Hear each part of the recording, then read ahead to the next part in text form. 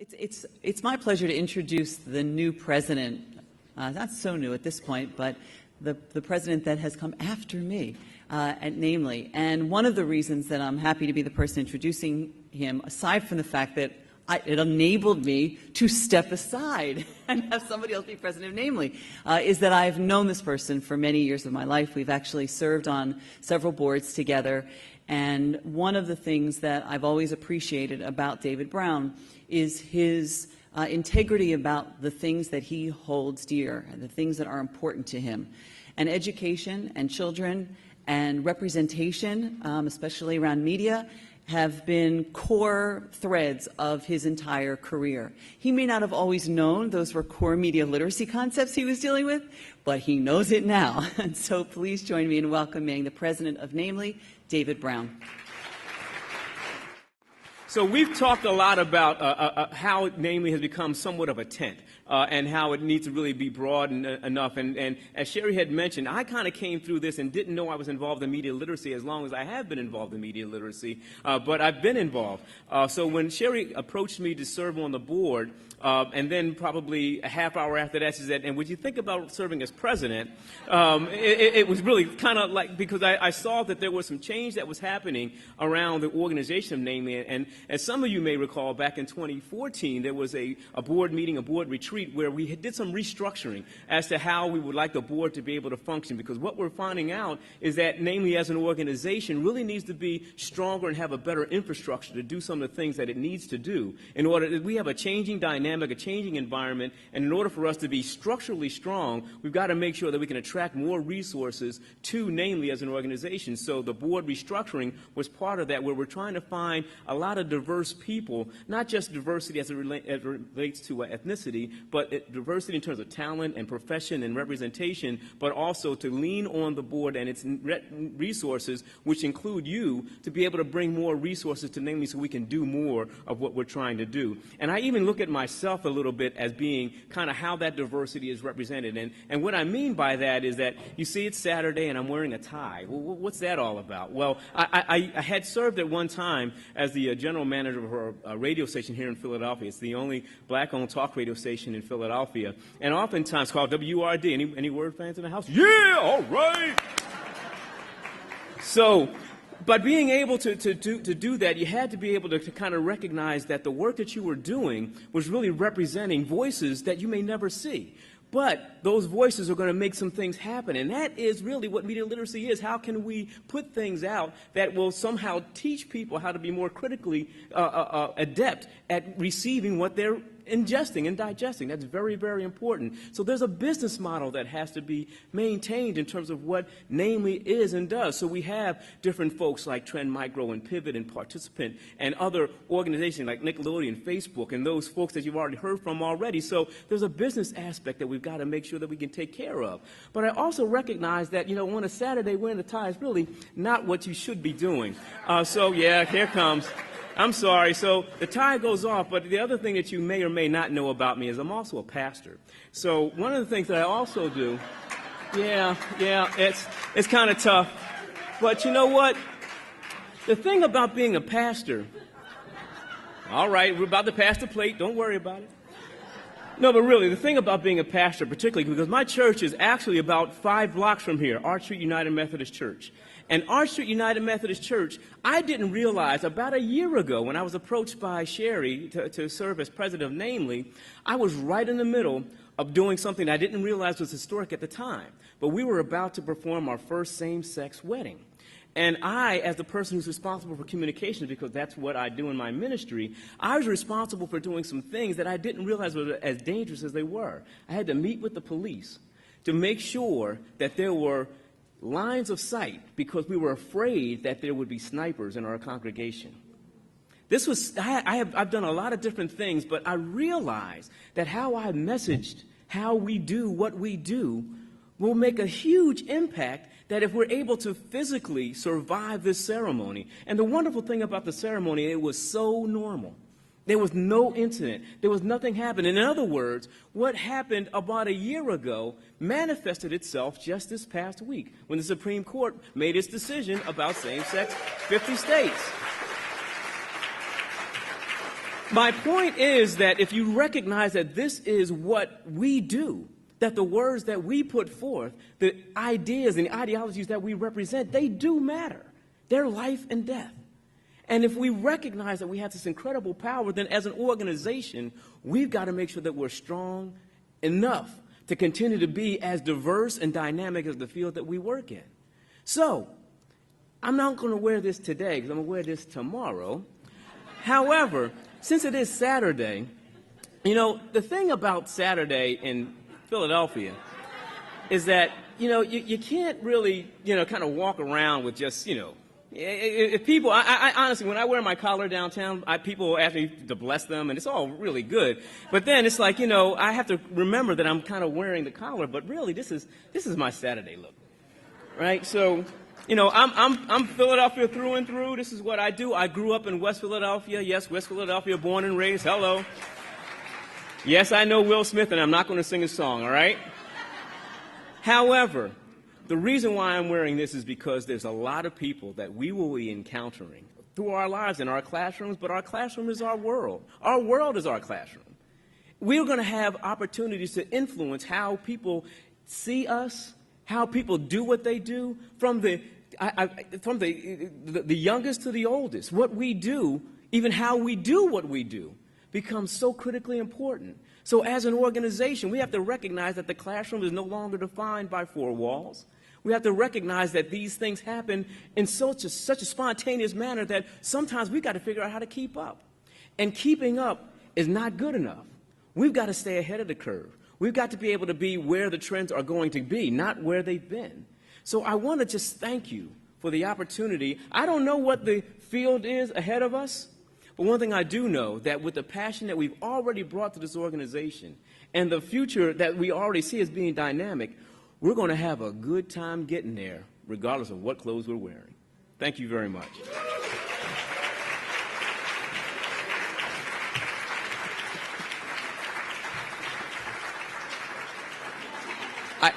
I now get the opportunity to reintroduce my boss, our executive director, which I should also note that Michelle also manifests part of what we need to do as we structure ourselves as an organization. She has brought not only passion to it, but expertise, organization, my goodness, just being able to stay on task. And she's going to provide us a little bit more information, some of the details of what we're going to be doing as an organization going forward. So thank you very much. Michelle.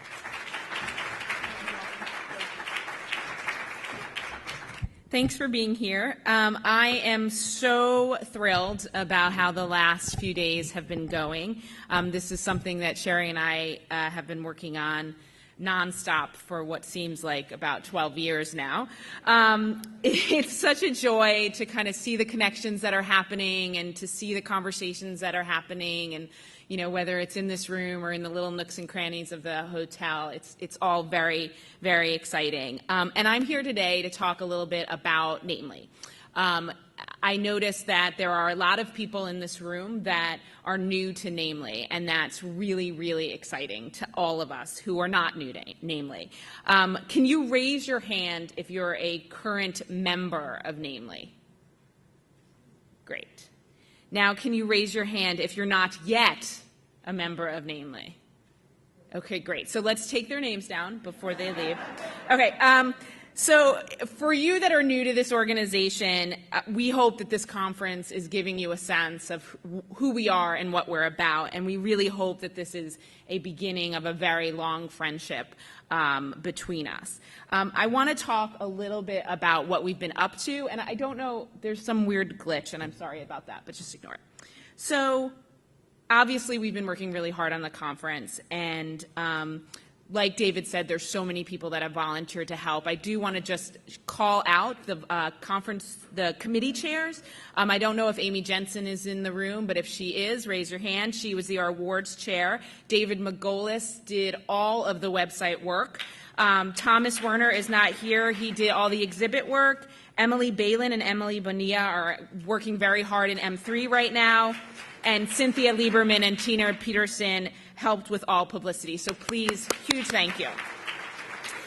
So David touched on our shifts in our structure and our governance, and I want to talk a little bit more about that. Our board of directors is working very, very hard to create a sustainable business plan for the organization. The new board members bring an eclectic mix of talent to the organization, but we all have a very common thread, and that's all to see NAMLE grow and to do whatever we can as the National Organization of Media Literacy to support the amazing work you are all doing, and really to provide the framework in which media literacy education is essential to education in all schools across the country. I want to talk for a second about our Leadership Council and our Student Leadership Council. When we decided to change the structure of the board to bring in folks with strategic planning experience and fundraising experience and business experience, we knew that we needed to keep our media literacy experts very close. And we created our Leadership Council and Student Leadership Council to do just that. So if everyone from the Leadership Council could stand up, and our Student Leadership Council could stand up right now just to get acknowledged for the work that you guys are doing, that would be great. I know there's more. Yeah, come on. What are you doing? So these guys represent our media literacy leaders. They also represent the core of our volunteer staff. The thing that I find so amazing about NAMLE is how much of our work is done by volunteers. Except for Alicia and I, who just work part-time for the organization, everything is done by volunteer power. And these folks that are on our Leadership and Student Leadership Council members are our associate editors of the journal. They are the people that are editing our monthly newsletters and distributions that we send out. They are people that are organizing webinars, writing member profiles. They're the chairs of the conference committees. They are really doing everything they can to make NAMLE run. And I know that I appreciate them so much every day. If this weekend makes you feel like, okay, what can I do to get involved? We reach out to me. We have space on our Leadership Council, and we especially have space on our Student Leadership Council. The majority of people on our Student Leadership Council are just at the tail end and have moved on to being professionals in the field. So we really want to fill that council with up-and-coming graduate students who want to be leaders in the organization and in media literacy. So please reach out to me. I also want to talk about Alicia. Where are you, Alicia?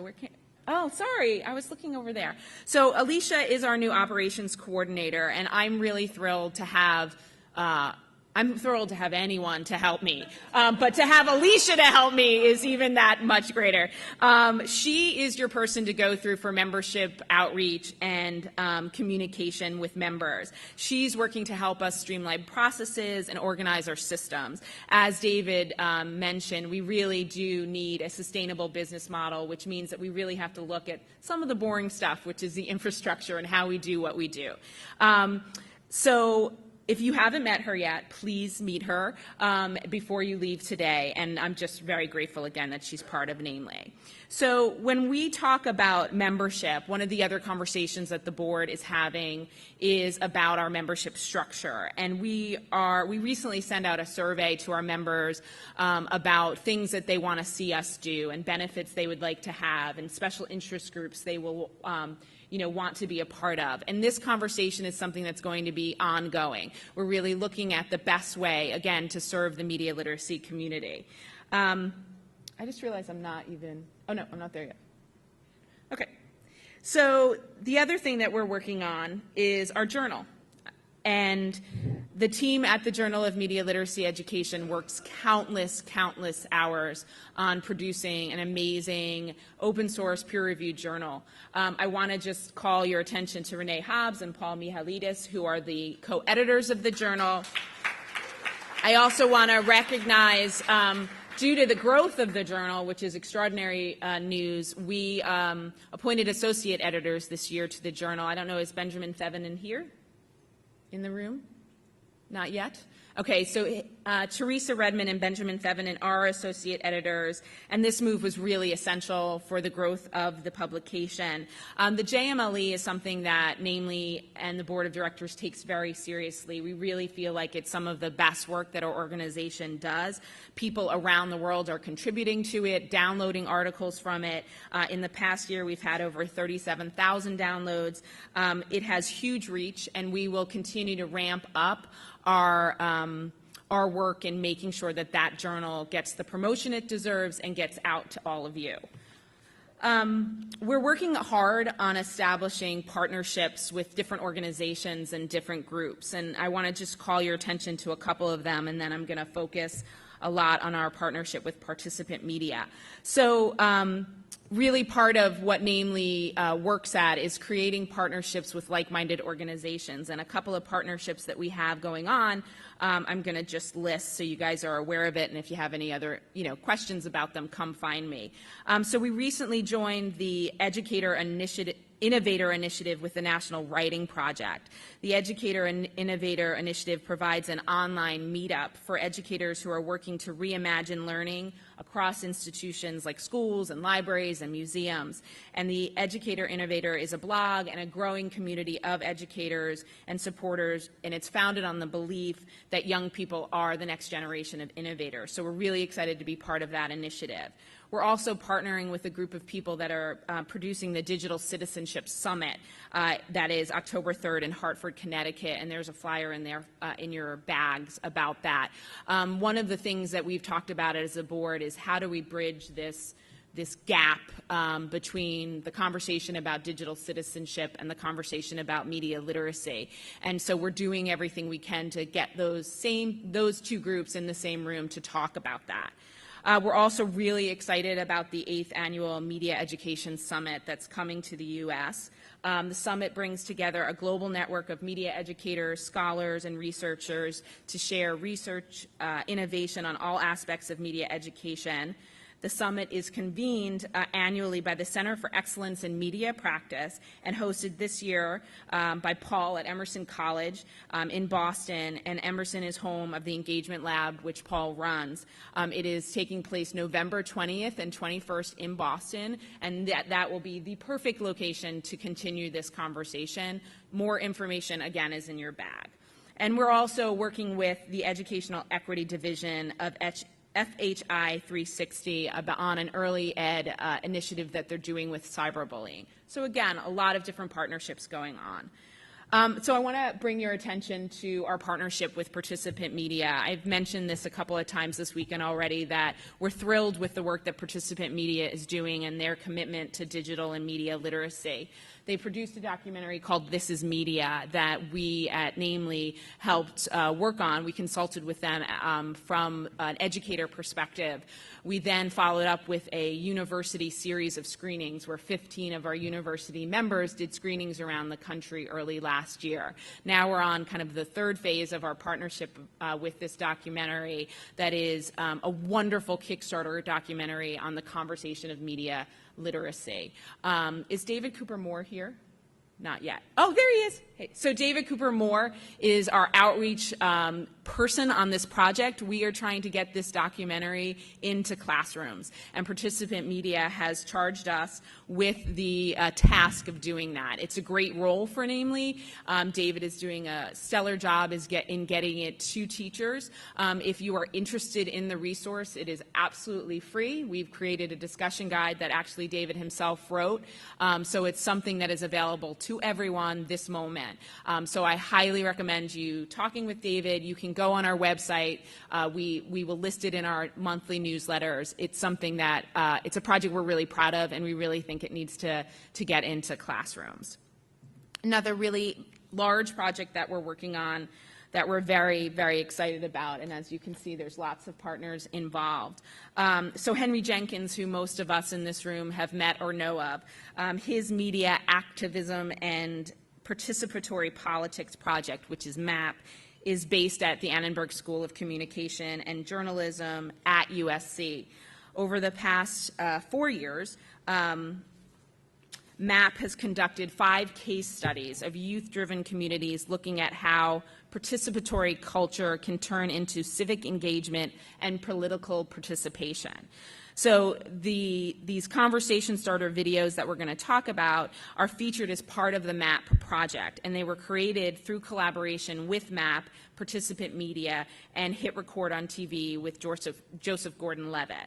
And for those of you who were at the award ceremony last night, this was mentioned there. And so the videos that have been created are the 4 videos are credibility, remix, agenda shifting, and public versus private.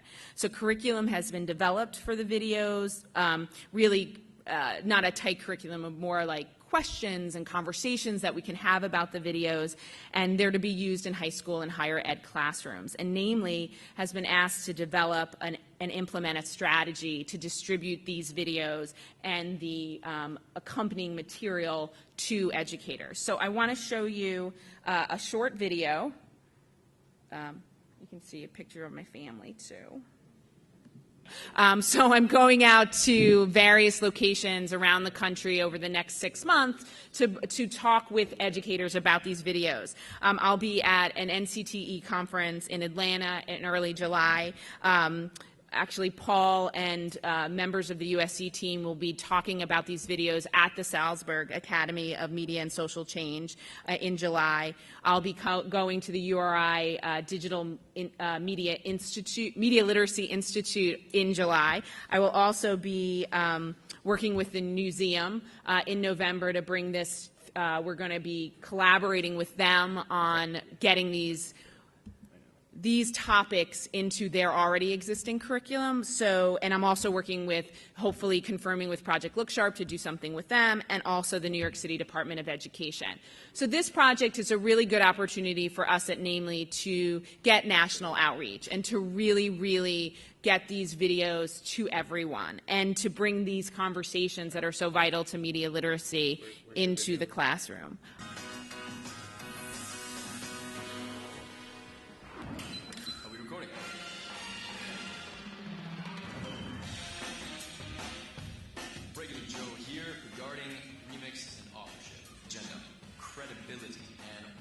Versus private. I share everything online. I am myself. Regarding remix and authorship. Now, remix is something we talk a lot about on Hit Record. It's at the very heart of our creative process. It's how we make things together. Everyone builds on each other's work. Have you ever remixed something when you didn't technically have the right to do so? No, I have never remixed anyone's work. I usually find a song that I want to use to rap over that I don't have the rights to. That is the highest compliment an artist can get. Regarding the agenda, so what do I mean by an agenda? Well, with any kind of media, the people making that piece of media, that record, did it for a reason. My goal of raising awareness of IBD and having an ostomy is definitely on the right track, but no one wants to talk about it, and I say screw that. Regarding credibility, how do you judge when you see something online whether you think it's credible? Credibility, I think, is generally determined by expertise and experience. You need to know, like, what is the angle here? Is there money involved? Regarding public versus private, since the internet has come along, I'd be really fascinated to hear from you. What do you make public and what do you keep private? You'll never get the full version of me while I've got editing control. There is something in the back of my mind that kind of freaks me out that you can just type in my name into Google. I kind of feel weird about the fact that I'm Googleable. Record responsibly. Text record to 77177 or go to takepart.com/hitrecord to create content for change and inspire action.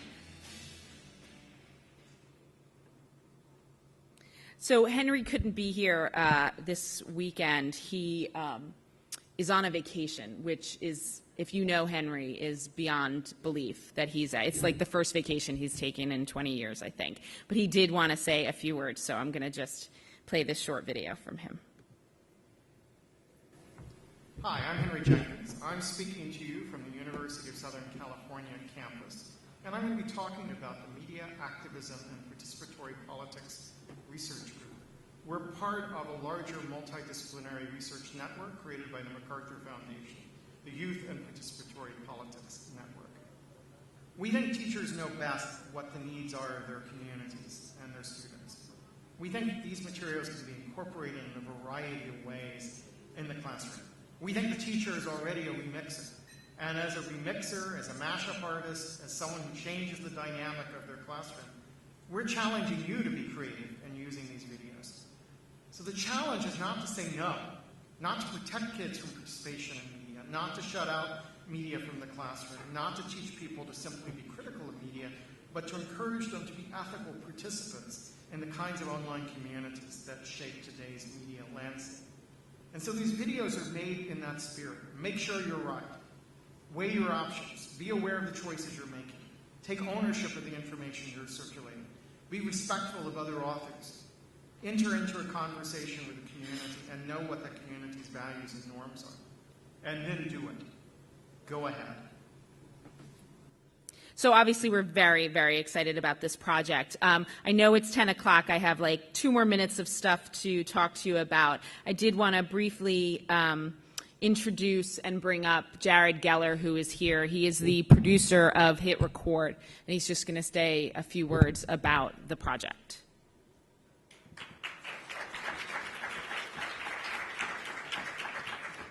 Good morning. I'm going to go this way, and I'll do this. I have to say, it's funny when you make things. We met with Henry Jenkins. We've met with USC and their staff and developing these conversation starters. And I think when you make things, you're so focused on making it, you don't see where it's going. So it's really inspiring to be here and to see all of this stuff that we've been working on for the last 8 months and to know where it's going and that it's going into the hands of people who are so excited to get it out to students. So thank you, first of all, for that. Yeah, I mean, we make art and we make content with hundreds of thousands of artists around the world, and they contribute their ideas and their thoughts. And this is the first time we've ever made any, we make a TV show, we make music, we make books, we make all sorts of things. This is the first time we've ever been involved in creating a curriculum. And artists from all over the world were super inspired and excited to be a part of this. And you have real people's voices and real people talking in an unfiltered way about these issues and how it affects them and what their ideas are. So we're really excited to get it out there, and thank you for getting it to the students. Thank you. And Jared is staying for a little while to go talk to our students that are working on the youth media about the work that he does. So big thank you. So one last thing, and I realize I'm doing like all of this. It's like I'm showing you the wizard behind me. Don't look. Pretend this is all a surprise. Okay, so what I'm excited about to share with you is our efforts to create Media Literacy Week in the U.S. And I'm going to have to go through this quickly so everyone can get on to their sessions. But we were very inspired and have been inspired by Media Smarts in Canada for their work on their Media Literacy Week. And this year we decided, okay, it's enough already. It's time that we do it in the U.S. And Jessica Brown has been doing amazing work in the Midwest on her Media Literacy Week. But now we need to really get together as a community and create an effort nationwide. So we are going to do it parallel to Media Smarts. It's going to take place November 2nd to November 6th, and we already have an incredible group of partners. Really, truly, it is to highlight the power of media literacy education and the essential role it has in education today. So we really want every single person in this room involved with these efforts. Like I said, our partners are vast already. And we would very much like to add your organization to the list of partners. Please save the date. We're so excited. We already have an email address. That makes it totally official. Media Literacy Week at NAMLE.net. We'll be launching a website relatively soon. And we're really, really excited about the possibility of bringing Media Literacy Week to the U.S. So without further ado, we should really move on, but thank you so much for being here. Thank you for those of you who support NAMLE already and for those of you becoming part of our community. Thank you.